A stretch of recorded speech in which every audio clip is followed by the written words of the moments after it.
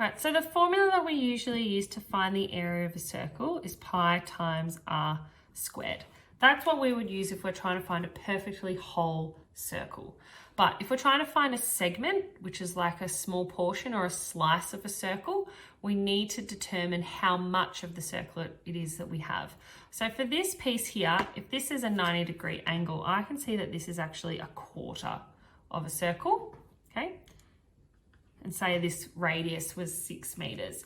What we would then need to do is we would have to put a quarter times pi times 6 squared. Now the quarter just means we don't want the full circle, we only want 1/4 of that circle, okay? So you can do that on your calculator. I'm writing it as 0.25. You can write it however you would choose to write a quarter. And that would give us 28.27 meters squared.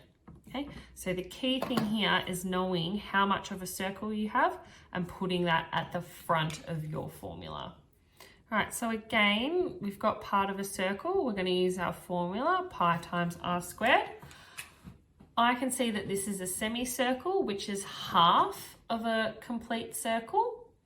And I can see here that I've got a measurement along the width of my shape. Now, this is actually the diameter. So to find the radius, it would be half of that. So up here, I'm going to write half times pi, because I've got half of a circle, times 10 squared, because my radius is actually 10, because 20 is the whole way. Then you can pop that on your calculator. I'm writing it as 0.5 for half, and that's going to be 157.10 centimeters squared. All right, so for this one, I'm still going to write my formula out, pi times r squared.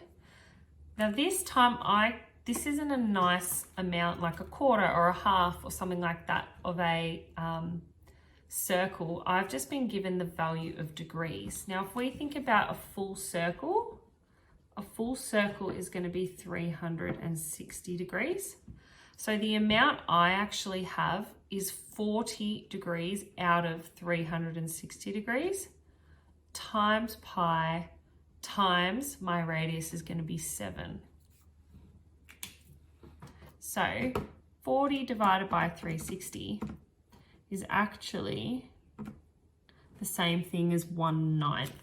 So really I have a 1/9 of this circle. You don't have to simplify it, but it's just kind of like an easy way of showing that 9 of these would make up a whole circle.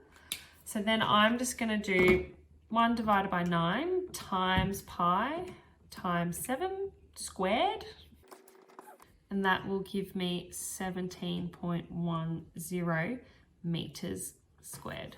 So I'm still going to use the same formula, pi times r squared. The amount of circle that I have is going to be 300 over 360, because I've got 300 degrees out of the possible 360 degrees all up, times pi times my radius is 5 in this example.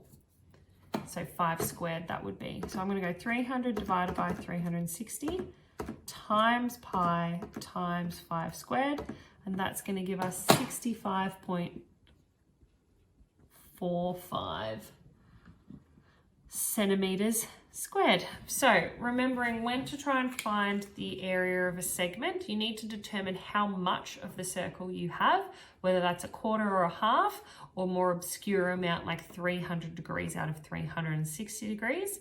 You multiply that by the original formula, and still making sure that you're choosing the right measurement for the radius and the diameter, making sure you're not muddling those up.